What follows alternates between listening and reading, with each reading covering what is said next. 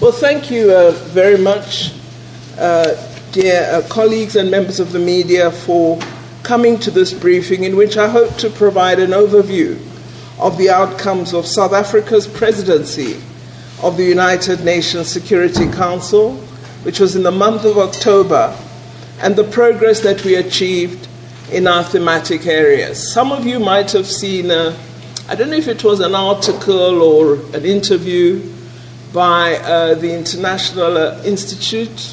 Institute of International Affairs, that we weren't going to make an impact, our resolution didn't have support, etc. So we thought we should give you some feedback.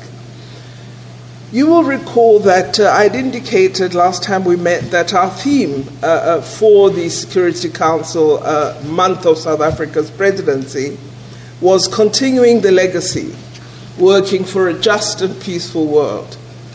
The focus we'd chosen was on conflicts on the continent, cooperation between the African Union and the United Nations, the matter of the question of Palestine, as well as modes of advancing the women, peace, and security agenda, which really, I think, formed the core of the focus that South Africa had taken.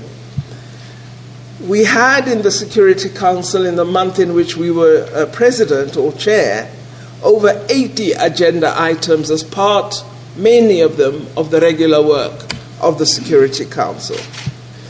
This included a debate on peace and security in Africa, mobilizing the youth towards silencing the guns by 2020, a debate on peace and security in Africa, the centrality of preventive diplomacy on the continent as a means of ending conflicts, conflict prevention and resolution. We often talk about resolving and very little about preventing, and so we did make quite a strong focus on methods toward preventative diplomacy.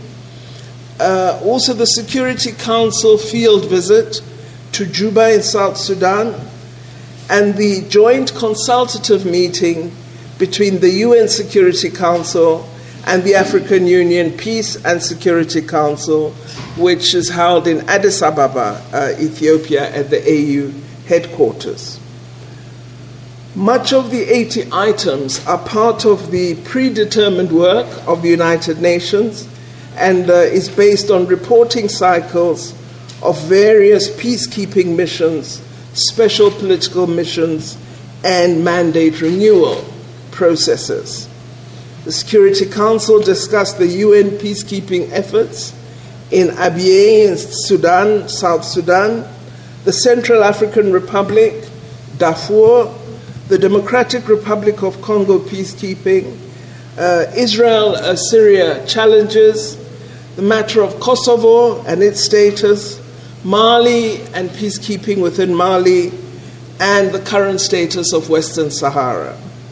The Council adopted resolutions which renewed the mandates of the UN missions in Abyei, in Western Sahara, as well as in Darfur, as well as authorizing for intercepting vessels suspected of migrant smuggling off the Libyan coast.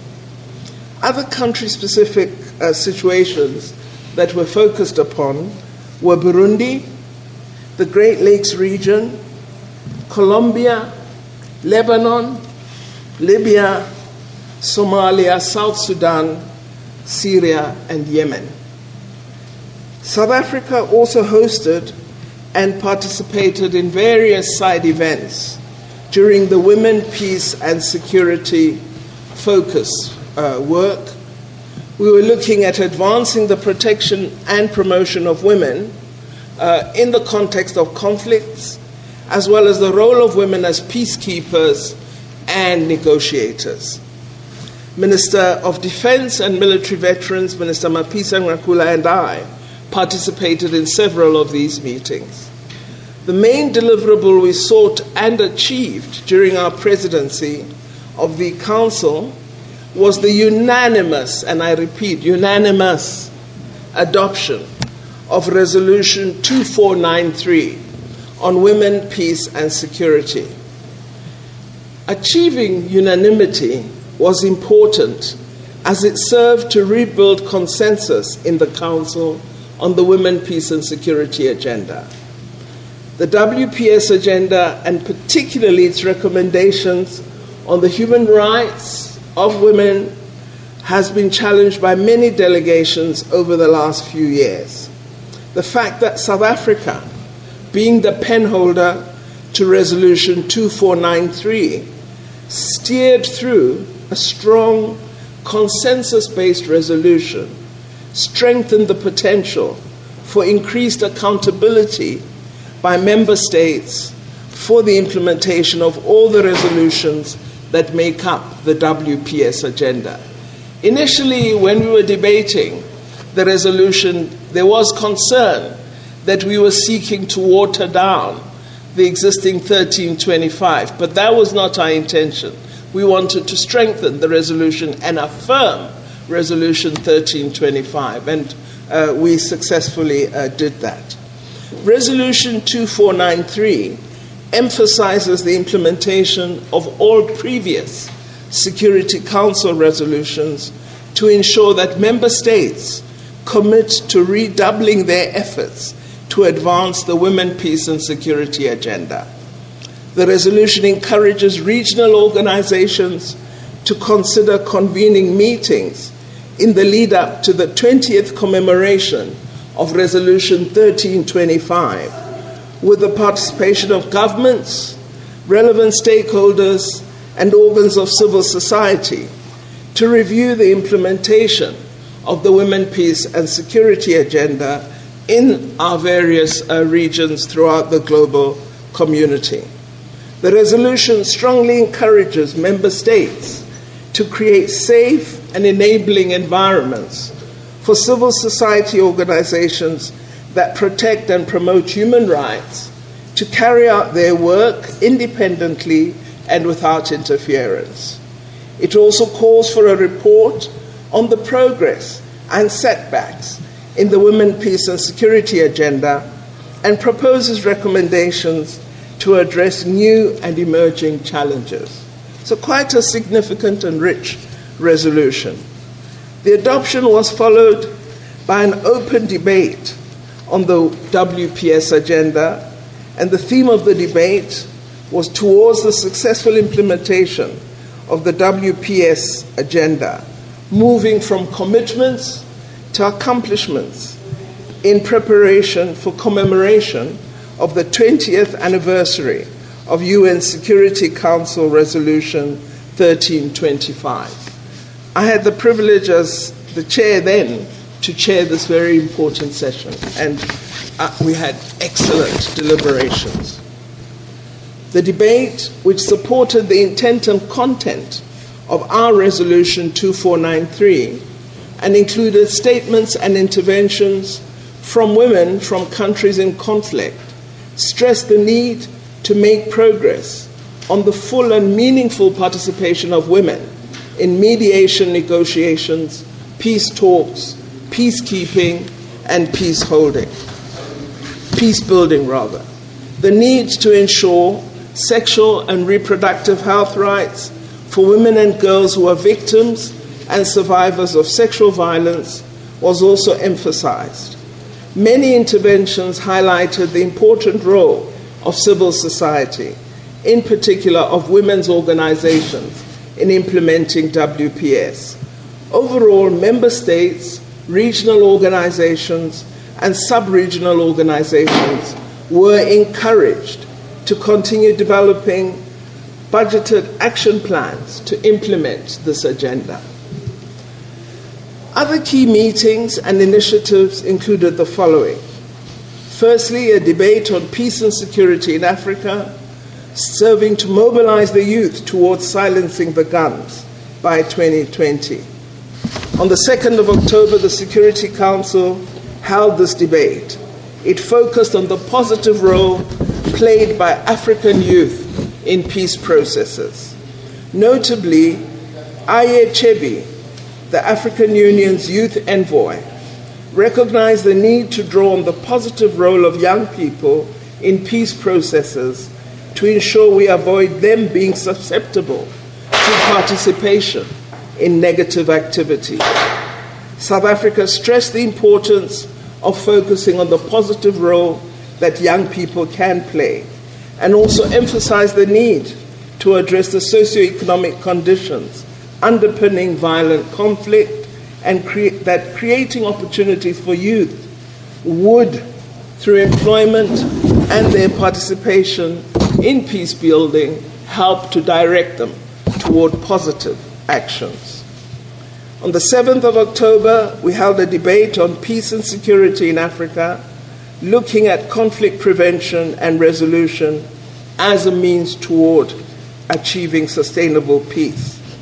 That debate highlighted that support from the UN and its regional partners in Africa is crucial to addressing the root causes of conflict and galvanizing locally initiated and owned peace efforts. You might remember that at times the African Union has expressed concern that the UN wishes to determine how a peace process should be addressed within the African continent. And the AU has been arguing that we want African-led processes, African-led solutions. Of course, in partnership with the UN, but not excluding the African Union as a lead in these peace building efforts. So this discussion was really trying to emphasize the primacy of the African role in both maintaining peace as well as achieving it. And I think we were really very, very encouraged that there's a strong sentiment accepting that Africa must play a significant collaborative role alongside the United Nations, and also strong support on the deployment of preventive diplomacy tools, which are at the disposal both of the Security Council as well as the Office of the Secretary General of the United Nations. We also then held the annual joint consultative meeting between the Security Council and the African Union's Peace and Security Commission. South Africa, as president, led the UNSC delegation to Addis for the 13th annual joint consultative meeting, as well as the 4th informal seminar between the two councils in the period 21st to 23rd October. The 4th informal seminar discussed the issue of silencing the guns in Africa and modalities for conducting joint field missions in the African continent. The consultative meeting considered the situation in Libya, as well as in South Sudan, and the implementation of the Central African Republic political agreement. Both the formal and informal meetings really achieved agreement that we should strengthen cooperation between the two and build synergies in approaches to addressing issues on the agenda of both councils. On the visit to Juba, we had a visit on the 20th of October. It was co-led by South Africa and by the United States of America. These are the lead countries on South Sudan, with the United States being the penholder in the Security Council on South Sudan. The purpose of the visit was to demonstrate the Council's support for the peace process in South Sudan and to urge parties to the revitalized agreement to resolve outstanding issues to allow for the peaceful formation of a revitalized transitional government of national unity by the date of 12 November, which was the deadline for completing the pre-transition period of the revitalized agreement. All council members indicated their support for the revitalized peace process. They indicated that the outstanding issues should not halt progress and called on President Kiir to redouble his efforts and to show strong leadership in addressing all outstanding issues. They implored him to reach out to the opposition and that compromises in addressing the issue of unification of forces and other pending matters such as arrangements with respect to the regions, that all of these would need his leadership in order for them to be fully resolved. On other meetings in which South Africa advanced its priorities, the first is the Middle East, including the question of Palestine. The quarterly briefing on the Middle East was held on the 28th of October, and that meeting was chaired by South Africa.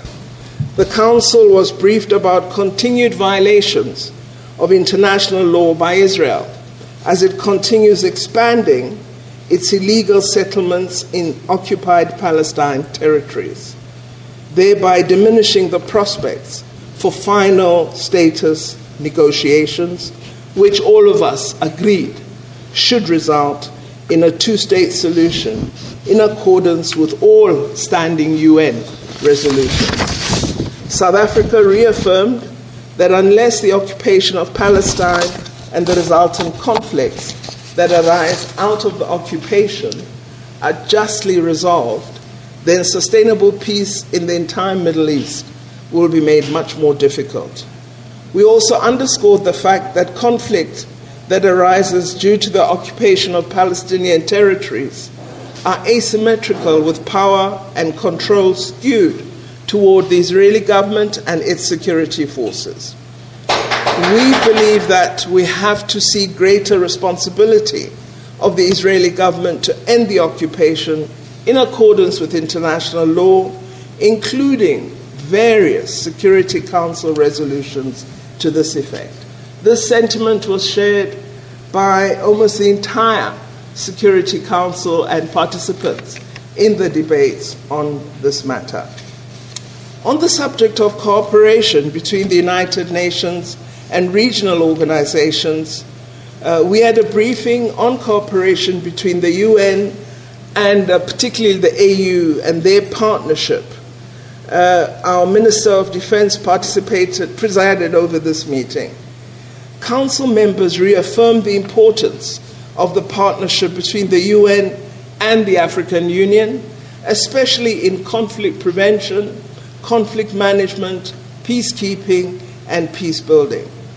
It was stated that if the two organizations coordinate appropriately, we will have positive outcomes, and that in recent months we've seen this with respect to the peace agreements that were brokered by the UN and AU in the Central African Republic between the government there and 14 armed groups. The successful facilitation of the transitional government in Khartoum, and a common understanding on the way forward in South Sudan regarding the transitional government formation of national unity. All members of the Council expressed support for sustainable, predictable, and flexible funding for AU-led peace support operations authorized by the Security Council. Some members of the Security Council, particularly the United States and the United Kingdom, underscored the need for certain conditions to be met before UN-assessed contributions can be utilized in support for AU-led peace support operations. We're still to discuss what those conditions are, but this was stated quite clearly in the meeting. On the matter of Western Sahara, the Security Council adopted in October Resolution 2494, extending the mandate of the UN mission for the referendum in Western Sahara, or MINURSO, by 12 months until the 30th of October 2020. The resolution was adopted by 13 votes for and 2 abstentions. South Africa and Russia abstained, as we did in April 2019, as we were of the view that the text of the resolution was not balanced and fundamental principles of the UN Charter, such as the impartiality of the UN Security Council and self-determination of the people of Western Sahara, were being undermined with qualifiers such as realistic outcomes, compromise, and so on being included in the resolution. South Africa raised concerns about the negotiation process, which is different from other resolutions, in that the group of friends made up of 5 countries and not the entire Security Council membership negotiates the MINURSO resolution before it's presented to the Council, almost as a resolution you must accept and not deliberate upon. So those were our concerns with respect to us not conjoining in supporting that resolution. We held a number of side events as well. The advancement of an inclusive, sustainable and transformative peace and security agenda on women in peacekeeping. We hosted a wonderful seminar led by women. It was co-sponsored by Canada, Ghana, Namibia, Norway and Tanzania, as well as South Africa. Our Minister of Defense chaired this. On 20 years of the Women, Peace and Security Agenda, delivering on implementation, we held a further seminar on the 29th of October, organized by South Africa, the AU, and UN Women, whose executive director is our former Deputy President, Phumzile Mlambo-Ngcuka. The focus there was on the studies the advances achieved by the African Union, particularly its success in encouraging African countries to adopt national action plans in order to have a framework for ensuring that there's action on the WPS agenda in response to existing resolutions. We also deliberated on joint solidarity missions that have been undertaken by the UN and the African Union to countries affected by conflict. On the 10th year anniversary of the establishment of the mandate of sexual violence in conflict, we received a report on the 30th of October from the Office of the Special Representative of the Secretary General on this subject. This was to commemorate the 10th anniversary of the mandate of this office on sexual violence in conflict.